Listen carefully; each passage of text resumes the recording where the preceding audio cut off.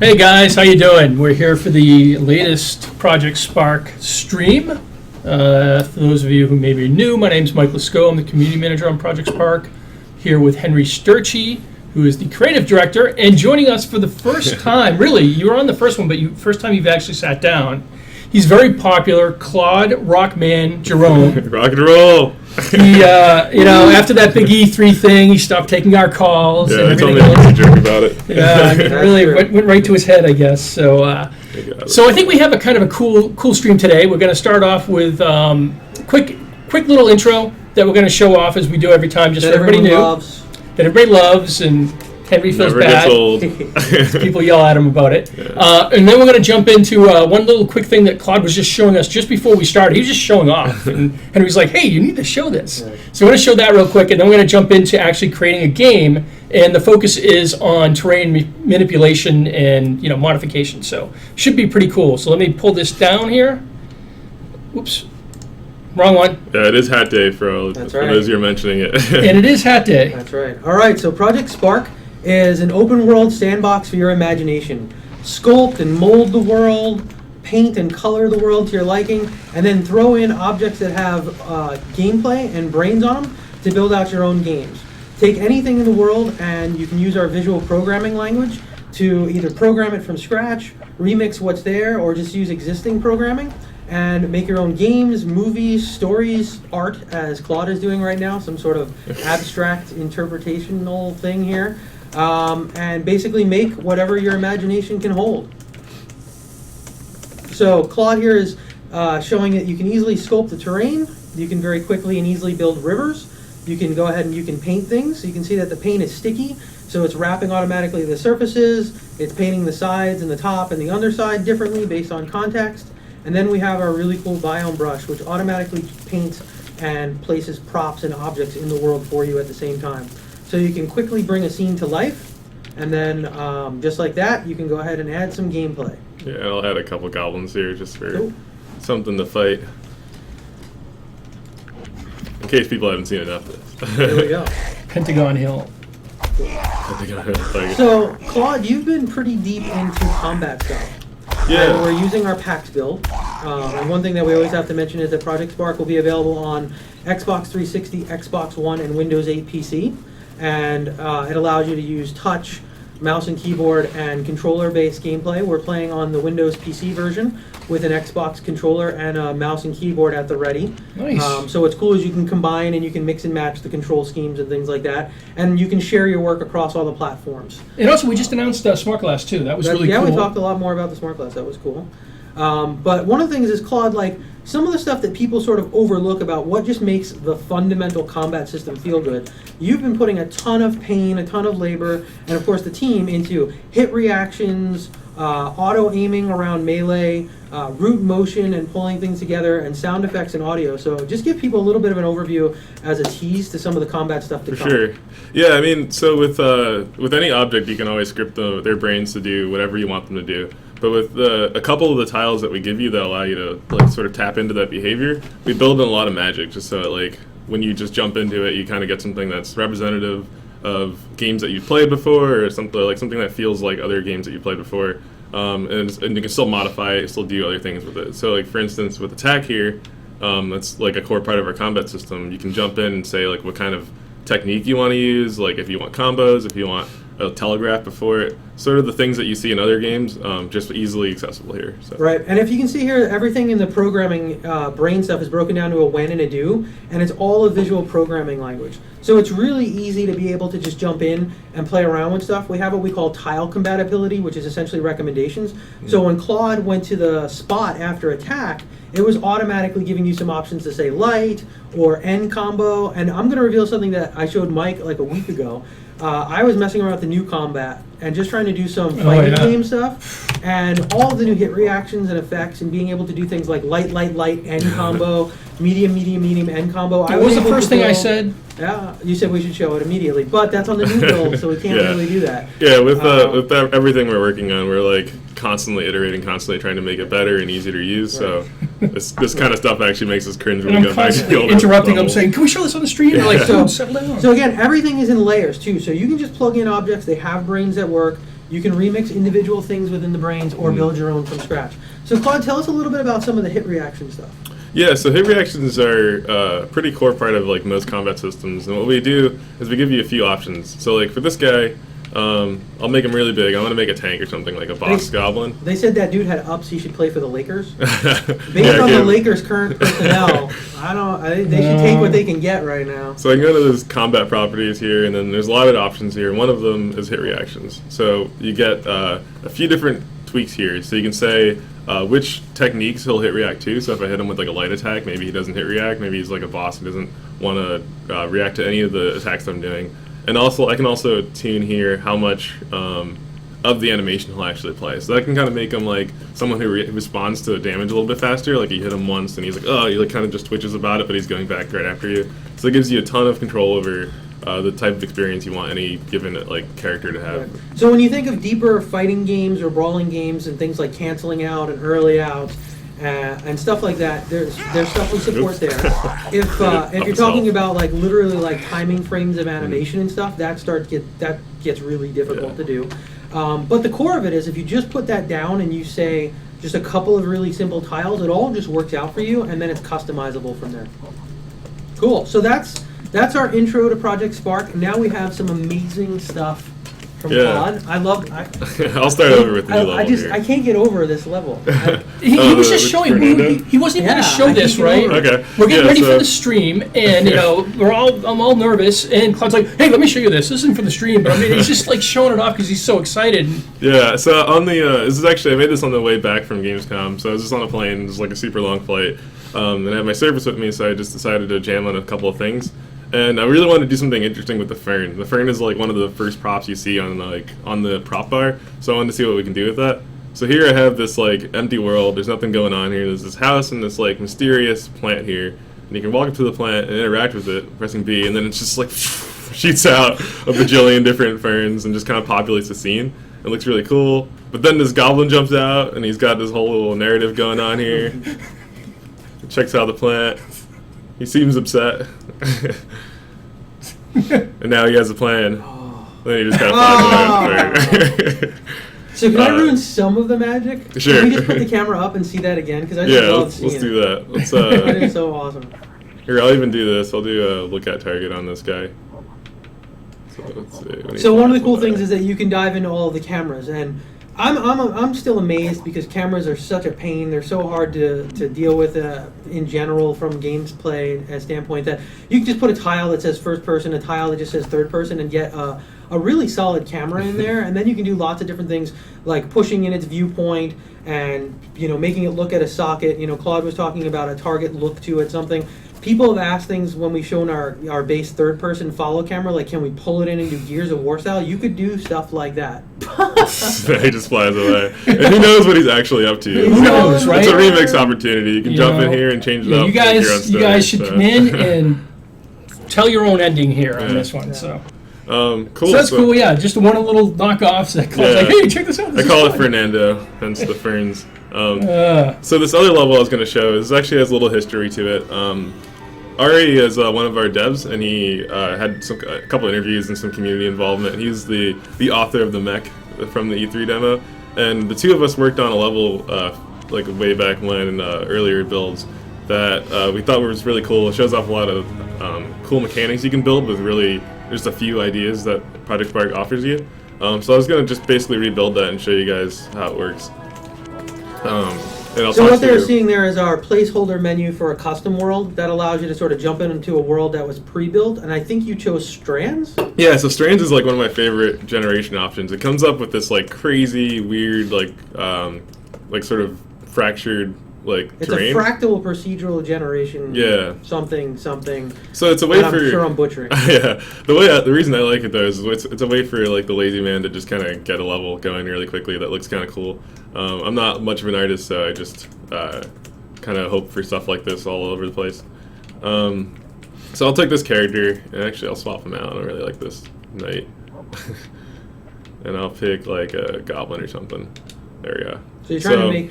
So that's actually a good point. You're trying to make a character that's more indicative for like what kind of gameplay mechanics you want to put in. Exactly. He feels more bouncy. So this game is all about bouncing, and I'll show you exactly what that means in a second. So let's just start. Yeah, let's just start over here, and I'll start piecing together these mechanics.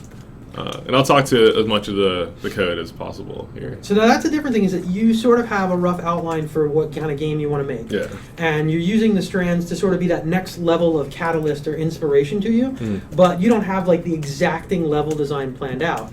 So how do you deal with things like just formulating your design idea? Like, do you have any pointers for people who have thousands of ideas floating in their head, and how do they get that down? For sure. So the best thing you can do is get your game idea into software, as we call it, like as quickly as possible. Like mess with it, play with it, and let the game talk to you about what you want it to be. With this game idea in particular, like we actually did something really similar. We were just kind of running around with the default brain, and I'll just do that really quick. The default brain, and trying to see what cool ideas we could get from like what's just fun to do. I want to parse this to those words of wisdom. Let the game talk to you. Yeah. It's true. It says so much. Yeah. So like so we were just like running around, jumping and like fighting and stuff, and we were just like, it was a different level. It was like there was like trees and stuff, and we were jumping all over the trees. So we're like, what if there was something that was really core to the gameplay about just jumping? So we started adding some more feedback to jumping, like what was cool about, like what we can make cool about jumping. So I'm gonna get rid of everything else in this brain, and just have movement, the camera, and jump. So now what I'll do is I'll use the one side here to ask about what my character is doing. So I'll say when he's jumping, draw a sphere. I think Claude is just barely off camera. Oh, sorry. Nudge him on. No, I didn't want you to move. I wanted to nudge you. So now it's going to draw a sphere to me jumping. So that basically lets us know that the brain can tell you when you're jumping. So that's one of the things we've never covered. And maybe you can show that folder again real quick. There are a bunch of debug tools that are in the game. So you can draw a sphere, you can draw a debug line. What's really interesting is if you looked at Jared's retro game and some of our other videos, he was using the debug line draw stuff to build the mesh or the grid for retro. And then there's actually a thing on the pause menu that lets you see all the named objects in your world. Yeah. So you can name things and then it'll actually show them in the world so you can find them easier. So we do have a lot of tools to help you debug along the way. And one of the things that you touched on too is that emergent gameplay. I know Eddie likes to call them happy accidents. There's emergent gameplay. Like there's tons of stories throughout history of like that actually becoming a primary core function. Like I don't know how true it is, but I've always heard the rumor, and some people that I talked to that had actually worked on Street Fighter that had said that sort of combos was one of those happy emergent things, and corner traps was sort of one of those happy emergent things. So a lot of times it really is, as you said at the very beginning, get that stuff in software, and there's nothing really better than Project Spark at being able to get something in there, try it out, go back and forth and iterate on it. The speed of That's iteration really here is something that you'll find really rare in other tools. So this is something that's really impressive about our game. I actually code in a lot of other languages as well. And one of the other No vibration support yet? Oh, there's vibrations. Yeah, we have Rumble. I thought you said that wasn't going to be. We it. don't have. Boom. We don't have. What we don't have exposed in the code is the impulse controls on the Xbox One. Oh, okay. So you impulse can't set control the impulse controls right now. Okay. But you can set base rumble, and impulse controls is something that we're looking into for when we do the. I'm going to rule that I was still right, but no. You're partially right, especially since you call it vibration, and you have to call it rumble. Right. Okay. So one thing I just did, which seems kind of boring, is I just said when I'm no longer jumping, which is a tile that I can slap onto this brain, draw a sphere. So that basically tells us when we're done jumping. So now what I can do with that is something a little bit more fun. So now I'll say, I'll go in here, I'll child rule. So that says I'll do multiple things when I'm no longer jumping. And I'll go ahead and play an effect. I'll go to the gallery. And I already know which effect I want, so I'm just going to type it in here. Oops. Maybe I don't know what Yeah, effect they I got want. named differently from PAX. Okay. So we're on the PAX build, and everything sort of had a naming pass. So they Get were. the screenshots ready. Yeah. There we go. Impact. So we got a spark impact, and I'll play that at the position that I was at, so that it kind of like stays behind. And then I'll add one more thing. I go to appearance and add shockwave. So that'll basically add some impact when I hit the ground. So let's check that out. So this is free to play, and there is an Xbox One beta slightly after launch. We're planning on January right now for the Xbox One beta, and then we haven't announced anything on the full version. But our plan is that once beta hits, to keep that rolling out, and just to go from beta into the release. So ideally, everybody can jump on board in beta at some point. Right. Cool, so that shockwave thing was pretty cool. Yeah, so now I'm just changing the camera up so I can get a kind of better picture of what I'm doing here. Let's try that again. So what did you end up modifying on the camera? So I used the boom camera and I pulled it back a little so I can get a little bit of a better view of where I'm going. So the cool thing about the boom camera is you just pick the place in the world, and then it'll then track from that point. And like Rob did some cool stuff with his 2D side scroller, because he was able to actually offset the character, put him slightly back a little, because you want to see that's what's in basically front what of I you a was little doing. more. Exactly, giving you a little bit more screen real estate for the gameplay. So if you want a camera that technically doesn't just automatically exist, one more modifier at the end of it, and you can put the thing anywhere you want. Yeah. So here, I'll try this real quick. So now I'll say when I'm no longer jumping, I'll play a shockwave, play a spark impact, and then also jump again. So and then I'll do one thing so that when the game starts, I'll jump. And now you took some extra steps and specified the exact position of where you want the shockwave effect. But in general, if you just say play shockwave, it'll basically play it there. So now I have this game where my character's just bouncing around, and that's kind of fun. And I can change the jump height so I can make it feel a little bit more, so I have more time in the air so I can actually like pick where I want to go next. That'll add the gameplay. And then I'm going to add something else to make this actually function as something that's an interesting challenge. So let's add a number in here. So real quick on the controls. So could you animate an arrow so its trajectory will illuminate like a dark room or something? I thought that was a cool question. That is a cool question. So you could actually attach a light to the arrow, and then you could have the light be on and off, or do flickering, or have different like intensities and stuff like that. So you could essentially simulate a dynamic light from a projectile arrow. That'd actually be cool. I'm just trying to think of games now where you can just, the only way you see is shooting an arrow down the Right. hallway. Well, you remember like the old joke about you couldn't put the flashlight on your gun, right? You had to Yeah. hold them both, and then Yeah. there was a couple games that just threw the flashlight on the gun. You could sort of do either one. So controls. Somebody was just asking if you can make it so if you have to pick one, or if you can have all the controls work, and just basically how that works. Yeah, so you can do an or statement. Yeah. And maybe Claude can even show you that, because it's really quick to actually add the other. For sure. But the nice thing is here, just left stick and move. If you try and play that on touch, it'll actually just provide a basic virtual keyboard, virtual joystick for you. And it's actually really flexible, because the left side of the screen anchors your left analog stick, so wherever you touch, it anchors there, and the right side anchors a right one, and then the button cluster comes up based on which ones you're calling. So you don't have to do a lot of work to get a virtual joystick. But so you could go ahead and say something like left stick or WASD, which is like keyboard movement. But the game already does that for you. Basically, we call it's a philosophy we call like build once, play anywhere. We don't want people to have to worry about scripting for every different platform that they want people to be able to play the game on. So it'll most times just do exactly what you want and let it work for other systems. Or other times you can go and fine tune exactly how you want it to work. So. Right. So basically, if you wanted to fire and forget, you got it. But you could go in there and literally say, up is the L key, if that's something you wanted to do. So one thing I'm going to do now, this is where I'm going to start adding some of the interesting gameplay, the terrain modification stuff. So I'm going to go in here and I'll say create, and I'm going to point to an object, and I'm going to point to my little buddy here, Logic Cube. Now that doesn't seem like it's going to do anything special right away, but I'll show you what it's going to do. So now I'm going to rename Logic Cube too, so we can actually read it a little bit better. So we'll say, let's say, Eater of Terrain. So now the Eater of Terrain is going to do something to make it so that every time I bounce, it's going to eat away the terrain under me, so that I have to keep moving in order to survive. So now what I'll do is I'll say, for some amount of time, I'm going to do something. So I can now, if I just left this here, it would say do something for 1 second. So now I'm going to add a number next to it to specify how long I want it to do it for. So maybe I'll go for like 0.6 seconds. And now I'll go in here, add a trial rule. It's always funny to see the actions. exacting numbers. Yeah. Well, I'm kind of just going for a guess, but I feel like it should be a short time. I'm actually going to... So somebody asked a question around when beta is going to drop. I think sadly we're heading towards end of October. Sadly? Why is it sad? I'm going to bring up my cheat sheet here. Would you rather put out something that's not ready? No, never.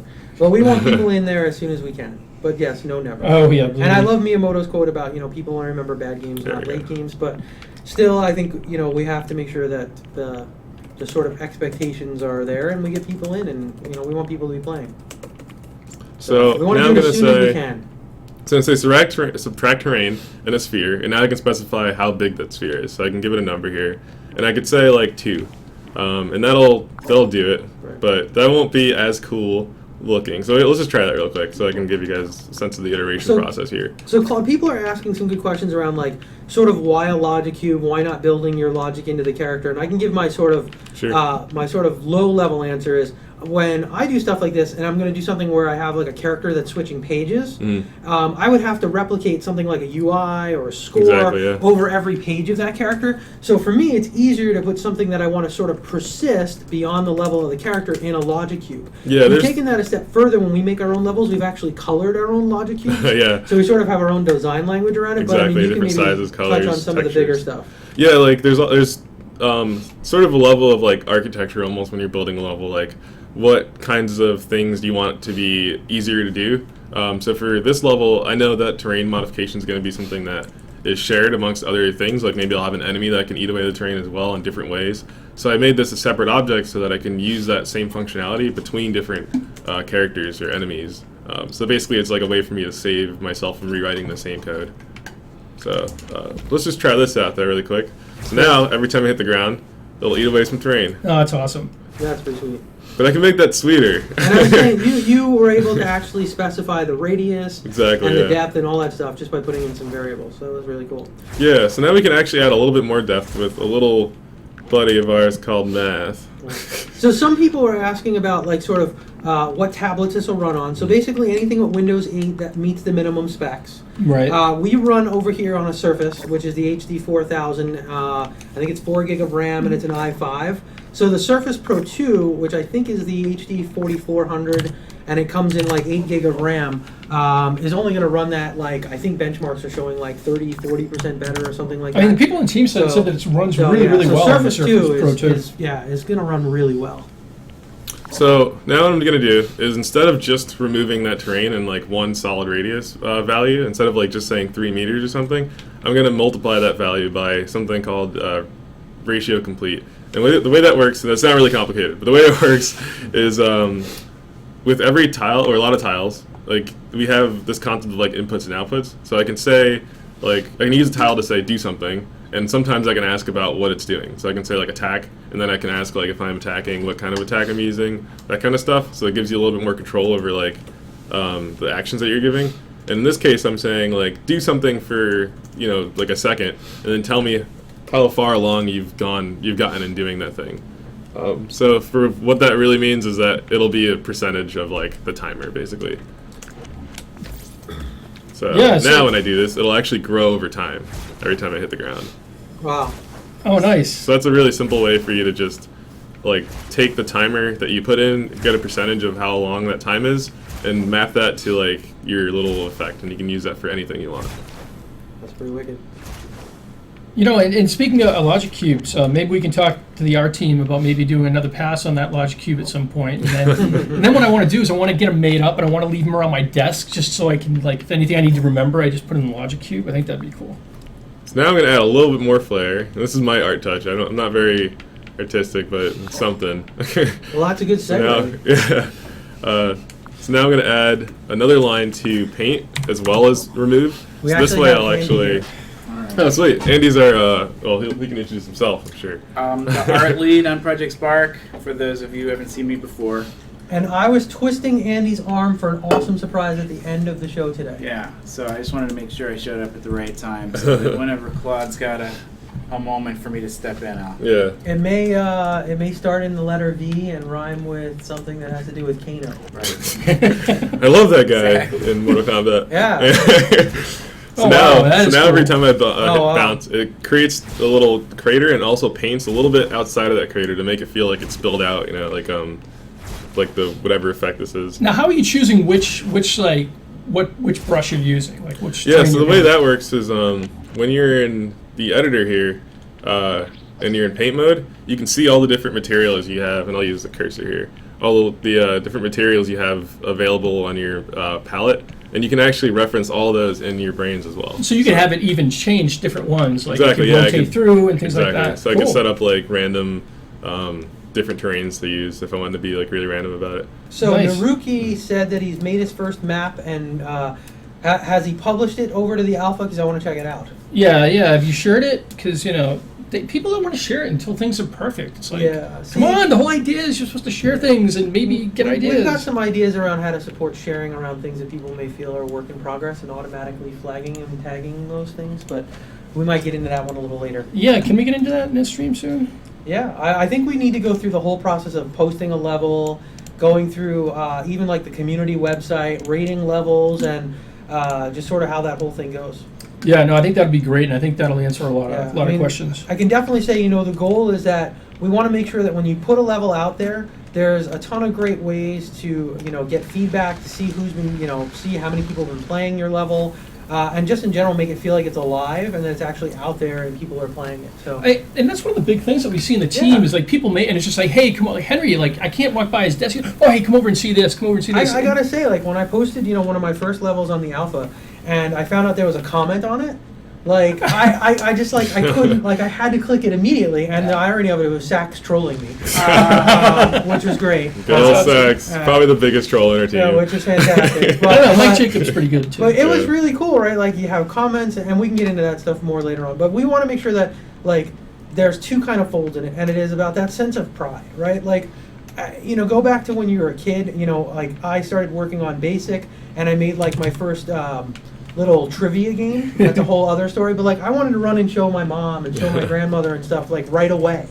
And that sharing pride sense, like sharing it with just your friends or whatever. We want to be able to support a lot of that stuff. So we'll get into some of that stuff as you put a squirrel and dynamite down in a level. Yeah. So what I'm working on now is Oh, now look what I did! Here, let me get rid of this guy's default brain. I like here. where you placed it too. Yeah, so I'm working on adding some enemies Like here. The desert test range. Yeah. I've added some enemies Hide here. in So the now that we have refrigerator, sort hide of in some the refrigerator. gameplay. Okay, I'm so having now you've got the, let's just recap. So you got the jumping around, you got the mechanics, you got some Yeah. enemies now that are what, throwing dynamite or exploding? Yes, or? what I'm thinking is we're going to have some enemies here that toss dynamite that actually try and blow up the terrain before you get there. Oh, So neat. your goal is kind of to get around these guys by either approaching them and taking them out yourself. Oh, no! So the amazing thing is just like that. You've sort of made a game that every time you play it, it's like never the same. Yeah, so exactly. So now what we have is something that works in any kind of level where before you've actually done any level design. Like that's why I like the strands biome choice because I can terrain generation choice because I can just kind of have it spit out something that looks cool and then build a game in it. And if I can build a game that is modular enough that works in any space, then like I have endless levels basically. Now, what you did earlier was really amazing and sort of goes into that emergent gameplay and sort of randomization is, you sent that flower out to go and like propagate through the world. We had a guy on our team, I mentioned this before, Alex, who built a logic cube. And the logic cube ran throughout the world and built dungeon walls for you. Right. And he had like this amazing, like procedurally, randomly generating dungeon maker. Yeah, every time. It was. You remember that? was a long time ago. Like, I remember remember that. like when he showed it, like the whole room just Right. stopped. Yep. And it was just incredible. So, I mean, you can do a lot of really cool stuff with randomization and procedural generation stuff. And when you combine that with the power of like what Claude is showing with the terrain, it not just changes the gameplay, but it actually can in some ways make gameplay. And that's pretty rare. All right, so now you're getting into greater than, less than, and all those Yeah, fun so now things. I'm gonna have an enemy, so I want him to be aware of when the player's close. So I can use some math here to like a tile here to kind of figure out how close he is and then compare that to something. So now what I'll do is I'll just keep this simple for now and just kind of throw this terrain So or this Andy, bomb. you guys worked a lot on kind of code design and artwork together on these sort of custom worlds, these worlds that are pre-built. And this one, the Strands, is a good example. But like, what are some of the things that you wanted to build into like the aesthetics and the feel of some of those custom worlds to give people that kickstart?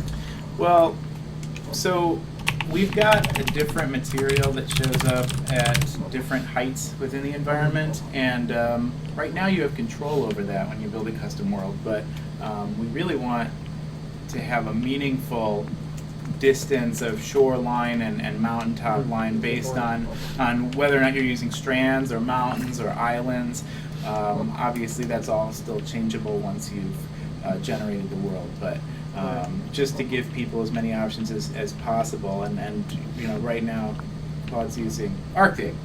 I still can't get over the dynamite near the, I'll use like J.R. Ross's wrestling term, near the hindquarters. Nice.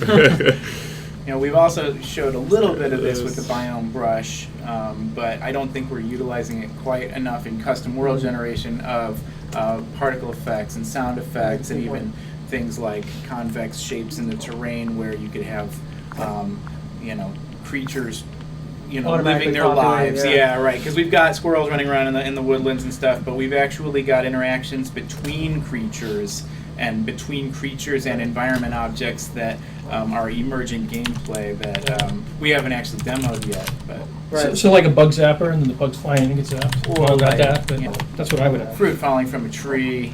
Obviously, you might expect a squirrel to react to that kind of thing. That's Oh, funny neat. because I always call our giant touchscreen the executive bug zapper, right? 'Cause we've had that at a couple of demos, and like the executives will just be walking around, be like, Whoa! right to the giant touchscreen. Hopefully none of them are watching the Every stream. But I time. mean, there is a ton of attention to detail, like the glean and stuff off of the Arctic, Yeah. and the lighting that you guys start the world with, and sort of the backdrop and things like that. It's really about the fact that people can customize everything, but it is about like starting them off with something that looks great and inspires them, and they can just sort of plug and play. Right, that old, I don't think we use that terminology, plug and play. Right. I use ready-made too, right? It's a great way to have something ready-made. So let's try this out. So now the squirrel, when I get close enough, I'll actually toss a little bomb. Yeah, let's get him close Maybe. enough. Oh, he's Maybe. gonna do it. Oh no! Let me start over. That distance might be a little too short, but we can tune that. So now we get close enough, he'll be a little jerk squirrel and toss a bomb somewhere near me. Come on, I can do this. There we go. Boom. So there. And I can give him multiple targets now and start to really tune the gameplay here. So let's, And maybe even the level design. exactly. Right, I mean, level those can design sort is- of go back and forth. yeah, so I can always go at any point and start to mess with things that are gonna help make it feel cool. So let's try this. So now he's gonna throw a little earlier. You can kind of see the effect. And we'll keep doing that. So I can give him multiple targets, or I can keep bombing the same thing in like a random space. Whoa, whoa. Oh, that's great. That's cool. Yeah. So let's go back. We'll go back and forth between a few different like sort of areas of design here. So I'll do a little bit of level design now. So we'll tease a little more about what Andy's going to make. After Claude builds this world, we can make what Andy makes, just completely destroy it. Yeah, Sweet. that could be cool. Claude, yeah. I was actually going to say, once that's created, I would like Claude's help in augmenting it a little bit. All right. That'd be cool. We get some That would be live, actually cool to work. It unprepared stuff. Because he actually did some work that's relevant to this in the E3 demo level with the giant Mac. Oh, yeah. It's good times. Yeah, that level Ari and I worked on for quite a bit of time, and we got to experiment with a lot of cool things that we haven't really messed with We too never much. did too much of a deep behind the scenes on the E3 level, but a lot of the goals around the E3 level was to sort of, I always said sort of from the genesis, it was like the Braveheart moment, right? Having the hill with the two like warring factions coming down, and like Claude and Ari, when they started brainstorming, did some amazing stuff around like the trench pit that sort of dynamically drops the goblins into the fire, and the art guys with just the way everything was framed and dressing it up and putting all of those props and the setting in, like it really brought that sort of village versus village, Clash of Clans sort of things to life, and it was just an amazing sort of culmination of gameplay, art, and some of the ingenuity that you can really only do at Spark because of all the terrain morphing.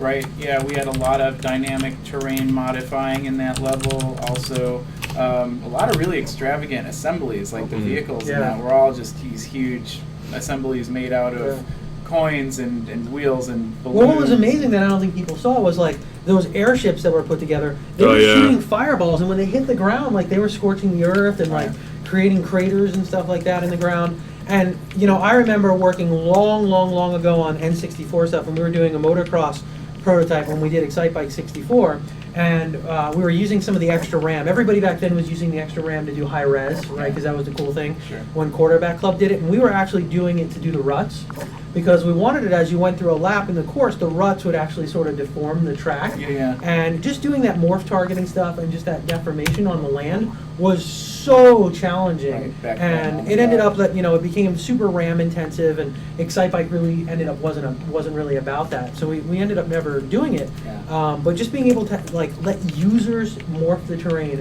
it's incredible. Yeah, I remember that being my favorite thing about those early games, like racing games, like giving the ability to make your own track. It was all very hugely modular at the time, but it was still But I mean, really it was just amazing. Like when you hit a rut and like you were in there, like the way it felt, because we did a bunch of cool stuff with like going up a berm and hitting the rut, and then of course we had to like punch the center of gravity and like actually apply force to the center of the bike, which was a whole mess. But it would just, as the course went, you went through it again, and it's like all the ruts the bikes made, it made it feel completely different. Yeah. And again, it was more of a technical racer thing. We didn't do that with Excite Bike, but different story, different time. Yeah. But Claude is showing a great example of that, just to come back, so it doesn't seem like I'm doing like any kind of like John Madden go off in a different direction thing. Is showing the terrain and how it plays in the gameplay is huge. Yeah, and I'm going to show off one more function of creating terrain dynamically. So I set up some weird code here, but it'll make sense in a second. But basically, whenever you say create terrain, like I can say stamp terrain here, you get an option to specify a duration. And the way duration works is it says like after the terrain's been created, after some amount of time, it'll like remove itself. So that way you can kind of make temporary terrain. So I'm going to go ahead and do that with this context here. And So Claude, you have a little flag showing up on duration. Explain to people a little bit more. That's sort of the tile compatibility I showed, and you saw when you put in the thing, it went away. Yeah, so it might seem intimidating at first when you start seeing like longer lines of code. But what ends up happening is we teach you about completeness when you're writing a line. So as you write a line, if you need more tiles to really finish saying what you need to say, it'll suggest things for you. So it'll say like, this yellow flag means that this line is incomplete, which means that duration needs a value. I need to say how long, and now it's complete, so it will stop complaining. So H Daddy Hyper asked a good question. Yes, the plan is that the original creator gets credit, and that everyone who's remixed it sort of gets a contribution weight and a list of all the people that have remixed it. We would then be able to do things like have feeds that are original creations only, remixes only, and stuff like that. We absolutely plan to have the original creator get all of the accreditation, to get sort of all of the glory from planting that seed. We get a little bit iffy in the details just because of the fact that we always talk about we want things to be demonstrable. We want to actually show it here live before we can do that, and we're not quite at that point with that whole system. There's some other stuff that ties into that system that we haven't announced, some things that maybe people are hinting at. But that's the type of stuff that we want to show all at once, and we want to actually give people the full picture. But we do believe in collaboration and letting people show how things are made, because as you saw with the inventory with a previous video, like being able to seed that and propagate it through the community has tons of benefits. With that said, I've seen 3, maybe 4 posts about locking levels. We hear the locking level request, and it's something that we're considering and weighing throughout the scheme of things. The problem is, we feel it's so much at our philosophy to try the sharing stuff and make it collaborative. We want to put that out there and see how that thing goes, and that's really the purpose of the beta. We will get feedback, we will listen, we won't sort of just go neener and not listen to that stuff. And if we don't listen, we will tell you why we don't listen as much as we can. Or we'll have Claude come in here and make something really cool and you'll forget about it. Yeah, exactly. I'm the backup plan. And you just go, forget about that, look at this. I'm just the backup plan, really. Alright, so now, I kind of showed this a second just to make sure I tested it. But basically what this is a bridge generator. So a bridge generator? Yeah, so now... That brings me back to that little G.I. Joe toy, the little land bridge maker. Yeah, exactly, it's pretty much a land bridge maker. So I hit A and then boom, it created a bridge right in front of me. Cool. So we saw some of that in the E3 stuff, but that is still really wicked. Yeah, and in the context of this game, what I'll do is I'll tie it to a resource maybe or something that you get when you're so power-ups. Exactly. So what are you doing to determine the direction? Actually, I have to do that. I haven't done that yet. Right now, it's just going straight over time, so I can make it go. So I may have actually like teed you up. Exactly. Properly. There you go. Well, that happens every now and then. So now what I'll do is I'll say, because right now he's saying move in the direction of his forward. So that means like whatever direction he's facing. But I can make him face the same direction as the goblin is bouncing around. Right. So I'll say once. I'll just copy this tile here.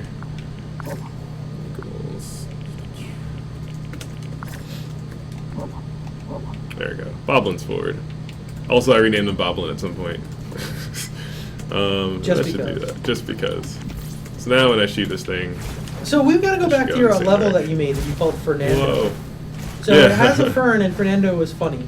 I'm actually... it reminds me of Rilo Kiley C. Fernando, for anybody who's an indie rock fan.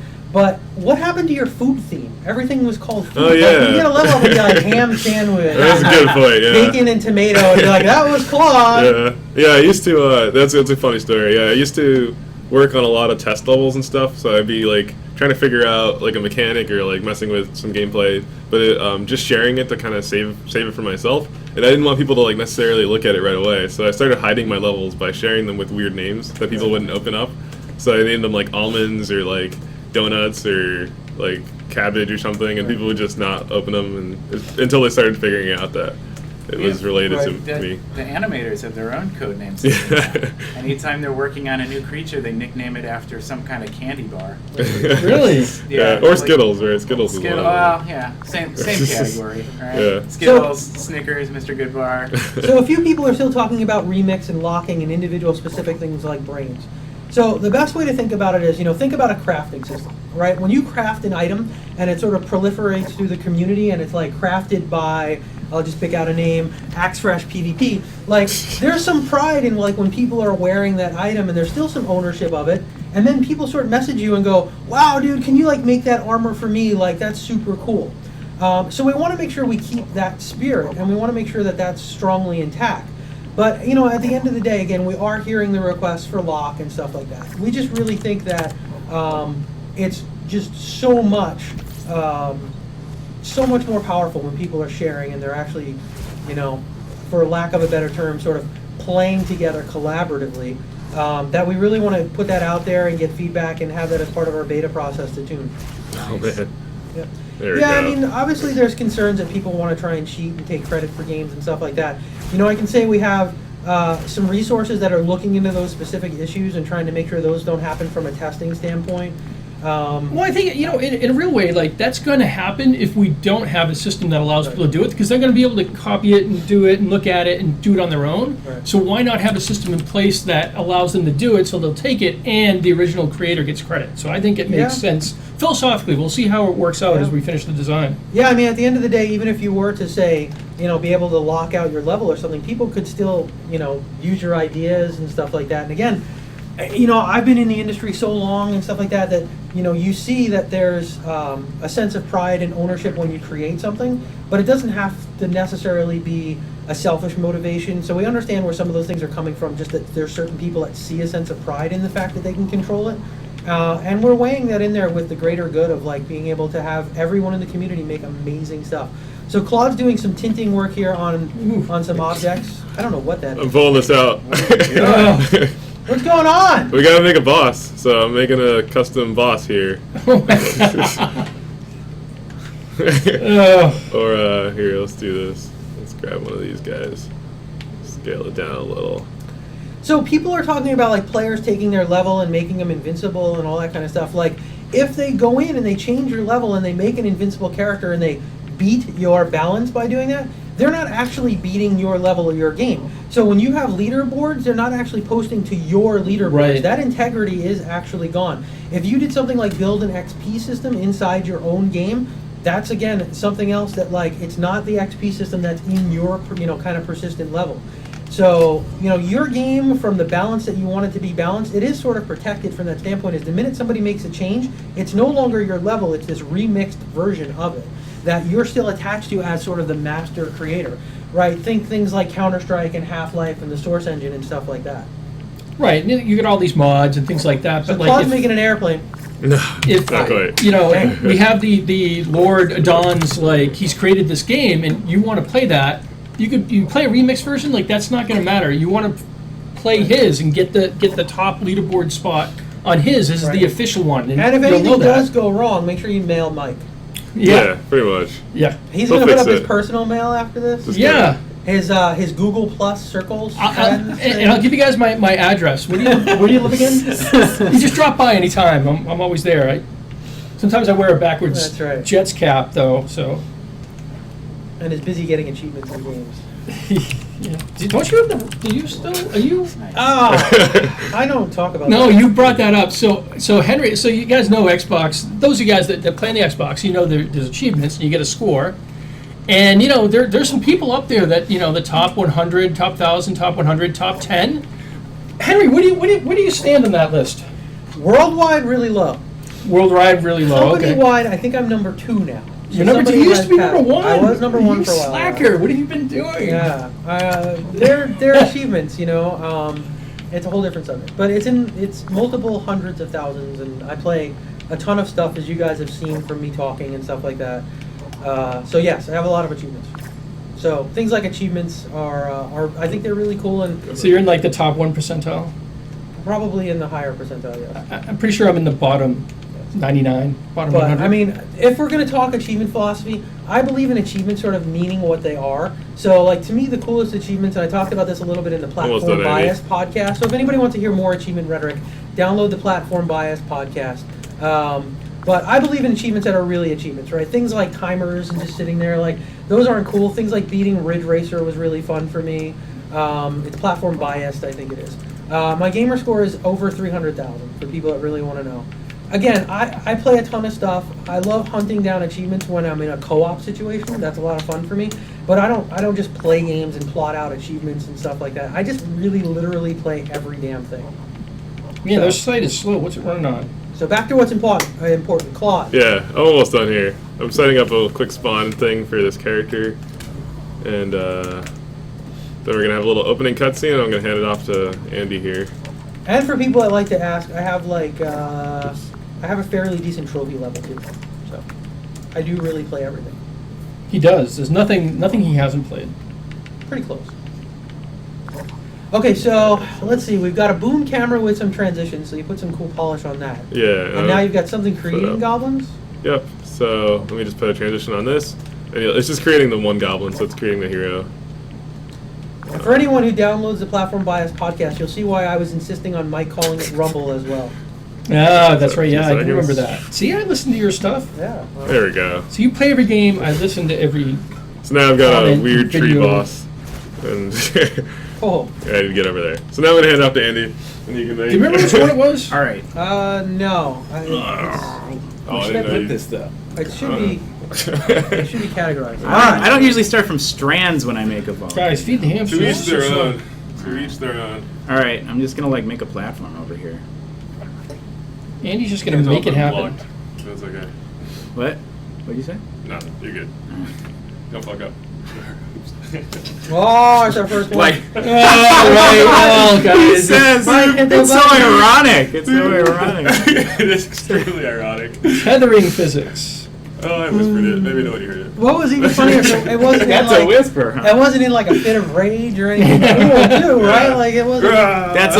That's a little joke Claude and I have between Yeah. between the two of us. We're cool. Yeah. Mostly. We've been to some conventions together, seen each other off before high profile demos. It's ragdolls. So we don't do exact ragdoll physics. It's something that's on our Oh, the roadmap, physics. but you can do tumbling on the character, and maybe Slayton, when he showed that really cool rapids, he actually was he thought about it sort of after and wanted a little bit more time. But you could actually put the character in tumbling, and that can simulate close, yeah. some pretty cool, fun ragdoll-like stuff. Go a little larger. When I think true ragdoll, you know, every joint sort of has no more like a minimal amount of constraints, and they're all sort of moving around the level. So we don't do exactly that, but you can do some fun things like one of the indie games like Avatar Drop, where you drop the avatar like a pachinko kind of marble. You can do fun stuff like that. You kind of find like different things to do with our tumbling character effect. It's kind of fun. Right, so Claude is cursed and Andy's making a giant poop. Exactly. Right? Wow.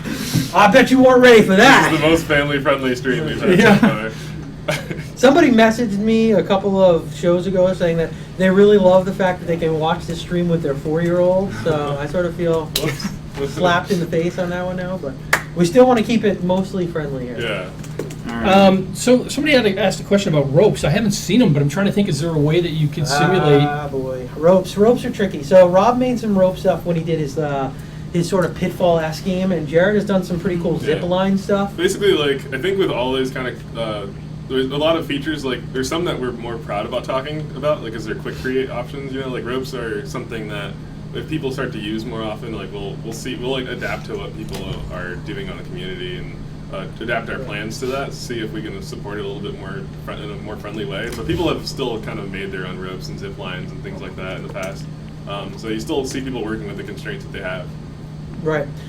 So as Claude Expletive Jerome here has just, as I said, it comes down to that quick create thing, right? There's no super magical button. Yeah. I need a beep button, you I love know? it. Should have it right here really Yeah. quick. We put our most explicit content all in one string. That's the way to do it. We don't have All an right. ESRB yet, so. Yeah, I mean, Twitch is technically an online interaction. Yeah, there That's we go. true. So it beats the ESRB. That's true. Well, it was funny because I was watching the Play XBLA KI feed, watching Ken and Adam and the crew play Killer Instinct, and it's got that big sort of warning on it, and I lose track because I worked on like the original Killer Instinct and was back in that kind of controversial Mortal Kombat Killer Instinct days. Those days. I actually had an interview on MTV where I talked a little bit about that, so it was funny like to see that warning again Yeah. in context of Killer Instinct. I was having flashbacks, but Mike might actually have to run that warning if we keep this up. Yeah, we keep having Claude on. Apparently we No, will. It'll be Expletive Tuesdays, yeah. Prepare. So we went from Eddie Tuesdays to Expletive Tuesdays. Natural progression, really. Where is Eddie? Where's he been? You know, He's working on this. Eddie's this ship working this on game. characters. he's getting things done. Trying to Yeah. ship the game, I guess. Oh man, someone bought a Oh combo yeah, breaker. Nice. combo breaker. That's so very relevant. Nice. Numbers. That's great. All right, so I'm gonna give this Ultra combo. a lifespan. Hey, not a lot of people know I was the voice for Idol. One of the heads, anyway. Nice. Really? Yeah, Funny. I was. Humble origins. Yeah. I know, man. That's crazy. Start as one of the heads of Idol. Yeah, Create.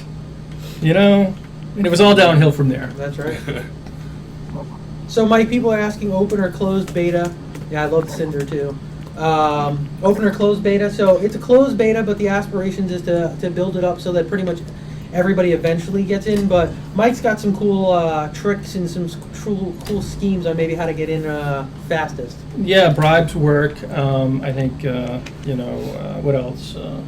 Sending money. Oh man, I think one of my buddies. Cool fan art. Yeah. Because I use that to barter with the art team, with the Andy and the team. They're very Right. stingy. They're working on so much stuff, and they're so busy, and they're trying to make sure everything's Well, perfect. one of the things you mentioned on the NeoGAFs is people who sign up for the Win 8 beta, we're going to try and give them priority in the I Xbox One have beta. to. It's a volcano. Oh yeah, man. yeah, definitely people who sign up, and especially the Good people luck, who Mike. are creating. People who are creating and making cool stuff in the Win That 8. looks awesome. You know, eventually everybody's going to get That it. looks Wow. awesome. Hang on, actually. hang on. Oh, look at That this. looked really cool. And he's making magic over Put a there. light on the character at least. Give Okay. Give Oh, us a break. hang on a second. All right. Hang on a second. That looked awesome though. Hey, Claude, that propagating plant, is it easy for you to change from a plant to something Yeah, else? for sure. We should do that at the end, Yeah. just to close on something unexpected. I love that level, though. Yeah, it was pretty random. Rusty and I were talking about something like that the night before, and I was just like, I have to try it. So for anybody who was at Comic-Con when I was doing this on stage for the very first time ever, they probably saw this same issue when demoing the Volcano live. If you don't get the slope exactly right, you gotta Right. try again. So we are demoing without a net. We are demoing without a net as usual. Yeah, it's pretty, You will pretty not. typical You for will us. not be able to top Reeb's demo of this. So we were doing an executive demo, and Reeb Did was Reeb do putting this? together a volcano, and he was sort of improvising because he didn't quite know exactly what you did. Yeah. And he did the sort of poop-looking thing, and he had stuff spewing out of it, and it was shaped sort of like a hindquarter again. And all I know is that Jesse and I turned around and looked at the screen and went, "What are you making?" And we're like, That's yeah. "Yeah." So, That's awesome. Nice. That looks Oh, so that is cool. vicious. all right. So Wow. what I usually do when I'm not starting out in strands That is Yes. that is Good a at that, we're by not the way. worthy volcano. is I create a little trench for the lava to go into, and Oh, that then is so badass. That's awesome. Oh no, I did it. it slowly. I think that one's cool now. Let's get it all out. It starts to slow down because the boulders start building up on each other, and then the ones that spawned early on start dying off, and so there's just a constant lava flow. Oh man. That is Yes, vicious. sir. All right, yeah. I got an idea. All right. All right. Switch. Now we're gonna remix this volcano. Yeah, Well, we're not this gonna is remix the the volcano. We're this gonna is- add this some is- lighting to the gameplay. That is so cool. That was pretty awesome. That was 5-minute volcano. Again, I have to. Yeah. You know, that's. I was gonna say it again. I was gonna say crap. That's crap. That we forget is like 5-minute volcano. Like that was quick. Yeah, and that's one way to do a volcano. Like, I was I've telling actually seen horrible stories. volcanoes done a few other ways, but that's the way I like because I'm a big This fan is of on already, right? physics objects and unlimited we lights. go. Yeah, So- that was incredible. I was telling horrible stories that nobody cares about, and by the time that was done, you had a volcano. That was cool. Well, it was those UFC fighters. That's true. We were in that. They behind added that closed doors, pressure. and one of them just blurted it out. Next thing, he's going to make a volcano, and so I felt challenged, and I had to do it. That's how that. That's You how know, that volcano. Why demo is it? was Why born. is it? Everybody in the team, we always feel like we're always being put down. Everybody's trying to prove stuff, and they just come up with these amazing things. It's cool because, like, you know, I was playing this with my son, and, like, you know, it's incredible because he just thinks now games sort of can do this, right? Right. And he's just like this and that, and do this, and make it do that, and make it do this, and, like, you know, half an hour later, I was doing like 20 of his requests, and he had this little custom-made game that he could play, made for himself. And it's that rabbit hole of, like, this one more thing, this idea leads to another idea, leads to another idea, and it's so indicative of that power of the iteration and going back and forth, and, you know, just try something, and, like, you really sort of can't get it wrong. You can sometimes get it right in an unexpected way. Yeah. And it's really cool to be able to see that. And I think my dream, I'm going to preach for 2 seconds, is, you know, my dream is we're going to get lots of really cool games. We've seen stuff like Limbo-esque and stuff like that out there. We're going to get things that just would not have been made without this. That's my Right. dream, right? Like, if you look at today, what does it take to green light even an indie game? Like, that's no joke. Like, you know, there's people that are, like, you know, living, like, not even paycheck to paycheck. Oh, yeah. And, you They know, have it blood, tough. sweat, and Well, I tears didn't to make really some of these work out. indie games. But if we can start to make it really easy to bring out new emergent mechanics, and, you know, no walls to doing that, Yeah. that's just my dream. Like Claude with his bouncing concept, like, just like that, he's got this cool bouncing game, and you might think back to, like, something like Jumping Flash, but it's still something sort of like you haven't seen.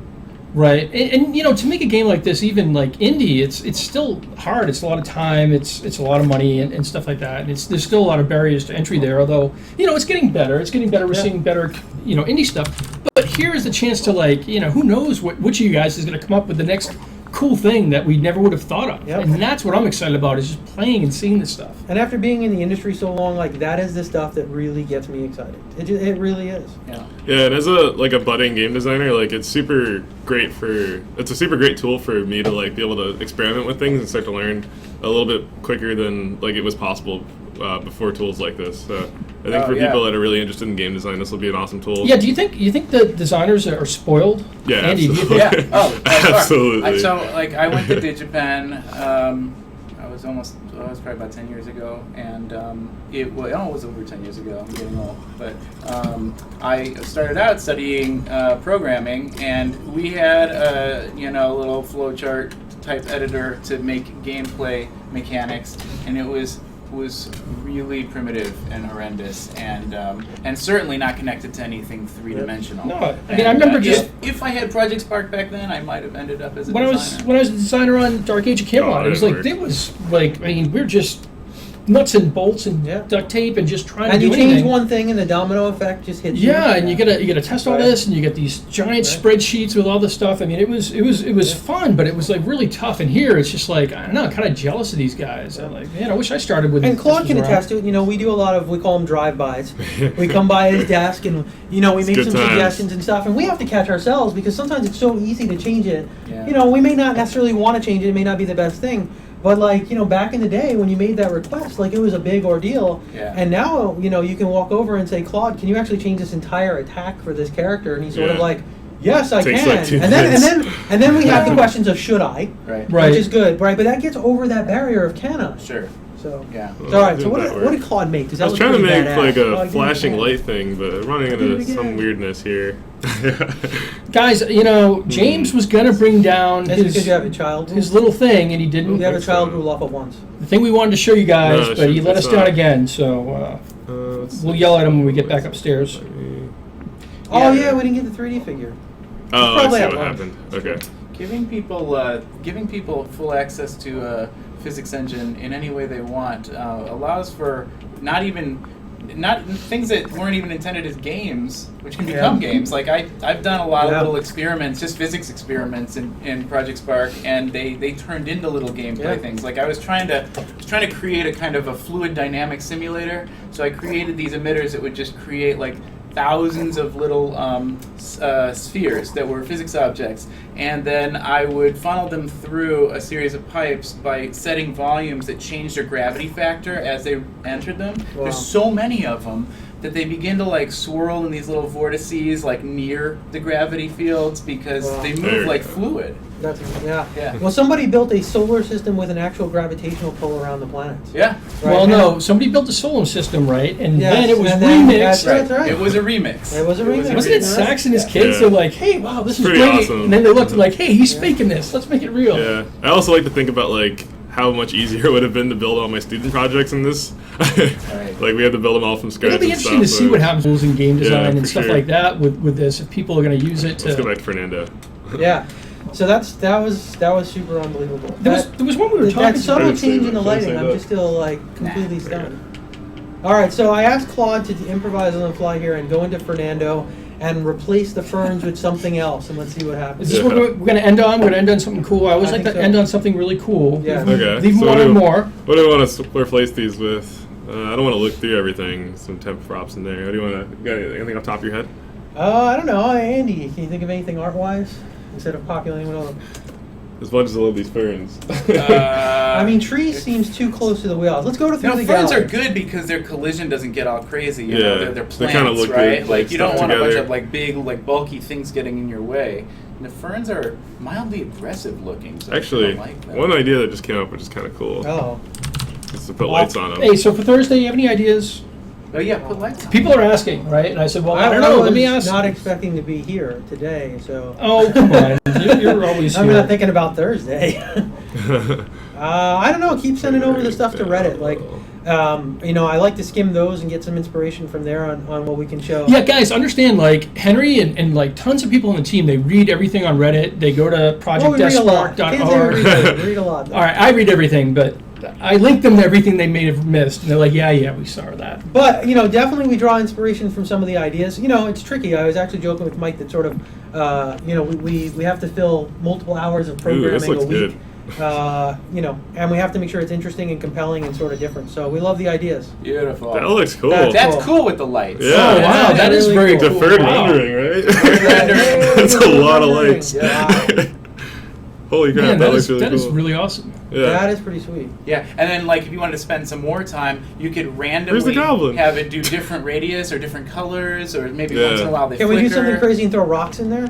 Just like. So have like plants and just rocks 'cause. spawning with deferred lighting. Sure. Anything else that can slow the game down? Particle effects. Yeah, let's do some rocks. Let's see. Overlapping audio channels. What else can we do?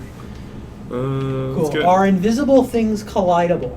if you want them to be. Right. Yeah, so like invisible walls is was a something that terrible came idea. up I'm in gonna do it previous anyway. stream and things like that. Yeah, you can do that I stuff. don't. Did Rob do that for the point and So click adventure? any visible object can be made non-collidable. Any invisible object can be made. And you can collidable. specify character blocking or not. So you can do things like have your camera go through stuff if you wanted to, or you can make things that are just specifically Sure. camera Yeah, I remember blocking. like we used to have to set in like some of the old like Dead to Rights. So I was working on Dead to Rights. Dead we to had to set the Rights. no Oh man, you camera worked with Dead to tag. Rights? Yeah, Nice. yeah, the dog I love cop, that game. The dog cop game. Yeah, well, I'm surprised everybody even That heard was of it. Turner and Hooch Yeah. for the M-rated Easy. crowd. I know the prison level was hard. I'm sorry, okay? Jeez. But I like, like Dead to Rights. but like the camera tag was one of those things where it'd go behind a post and you had to individually set those with the Oh no my cam goodness. tag, When we did, like, so it Eternal- didn't pop in and out, and just When- all these little details. When we did Eternal Darkness, right, and you were like hand scripting every camera and running a spline Right. on the oh man, It's Fun just- times. Yeah. Just speed coding really quick. This is mostly just us saying, you kids, we walked up. That- You kids the these hill days and your is- I know. Sparks No. and your PS4. Hey, right, eh? We didn't have for each of. Yeah. That was no for each of. We Yeah, had to actually, that's do each something we joke individually. about. We actually joke about that internally quite a bit. Like things have, like the code language has evolved so much since like when we started working on it. So Oh, like yeah. designers who have come on the project later than others like don't have the experience of like having to do things really roughly, and that's speaking to the fact that like we're going to be improving the language and stuff a lot as we go on. So do people?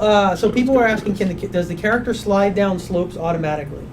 Kind So of. yeah, Depends on so I the mean that's slope. one of the nice things is they do basically do that. Yeah, depends on the slope, I guess. They also can tolerate like a certain amount of bumpiness automatically, Yeah. right? So like when you see games that have like a curb and like it doesn't like work well and you have to like jump on the curb and it really sort of That looks pretty sweet. Oh yeah. That is kind of chugging. There we go.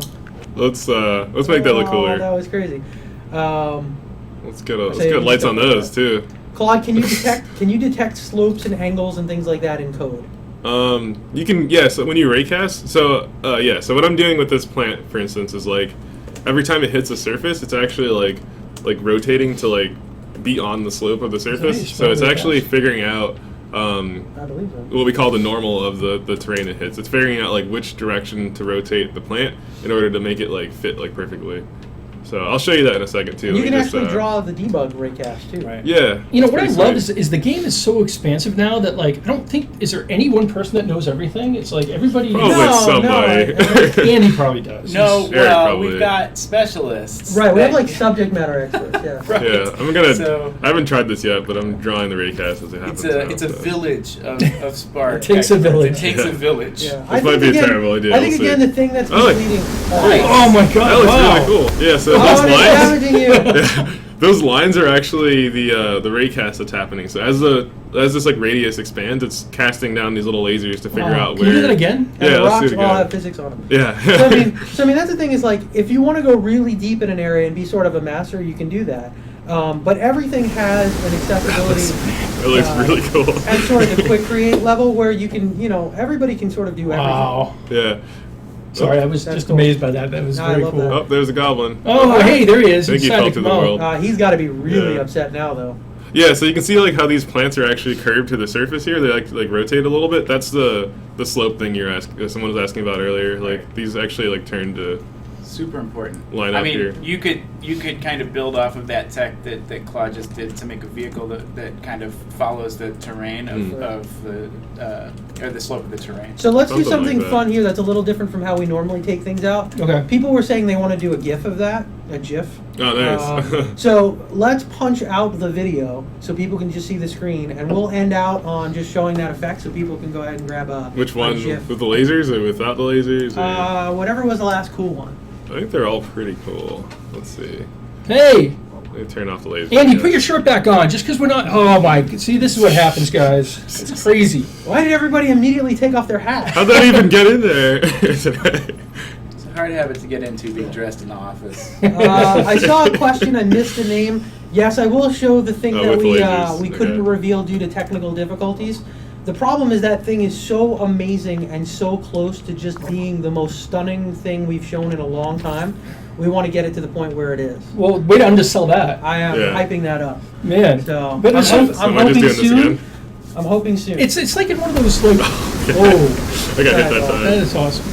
It's like one of those like series where you see this thread and they're just about to say something and then they go off like Lost or something and they never go back to it. Yeah, It's what like, was in that? happened? What was the hat? Or And, and something. it's like we don't even act like that ever happened. What's in the briefcase? Is Yeah. it a soul? It's I'm gonna like add nobody one more knows. thing here. I'll play an effect too, just to make sure that we're stressing out all our systems. And Thursday we're gonna do what? Any ideas? Any text? Mai tais and expletives.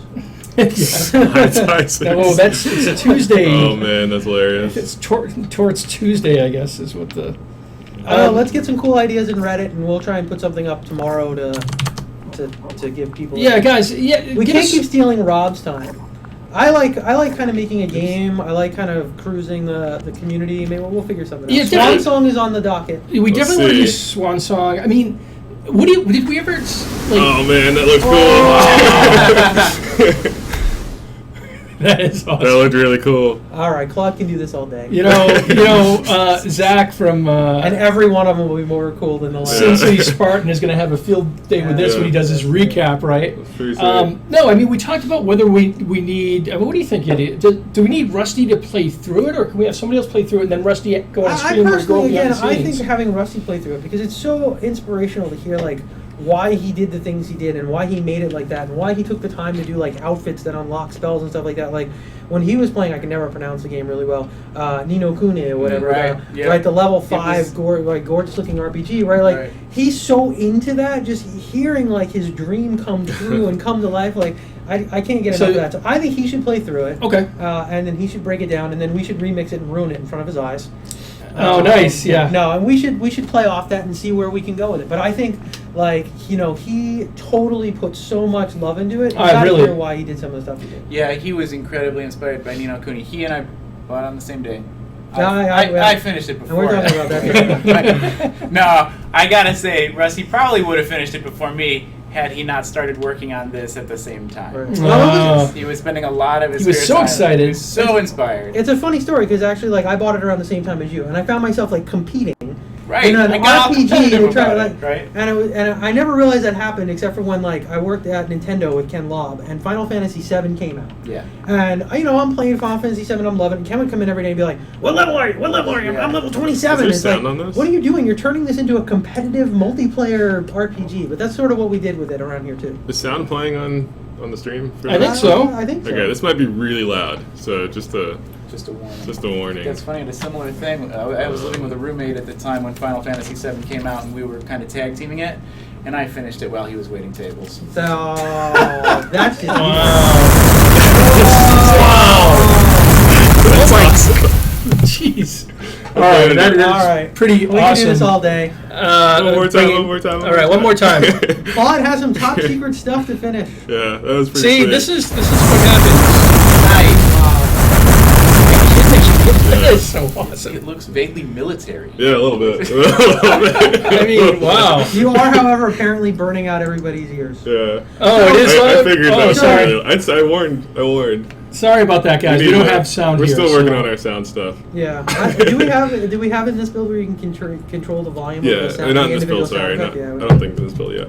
And then there'll be like limiting stuff so that you don't have like overlapping sounds that sound corrupted and stuff. Like there's a lot of All this right. is a work in progress. Well, any successful Twitch where you can make everybody's ears bleed is a win. All right. Yeah, Thanks, everybody. absolutely. All right, guys. So yeah, next Thursday at 3 p.m. 3 p.m. New Pacific Daylight Time. We still have Daylight Time PDT. When does it change? I have no- So This will not be forgotten. Oh, I know. So it's like this will not be this will not be forgotten. forgotten. All right, guys. Yeah, check us out. Follow us on Facebook and Twitter, and we'll see you on Thursday. And now for the last few minutes while we pause the sound. Oh,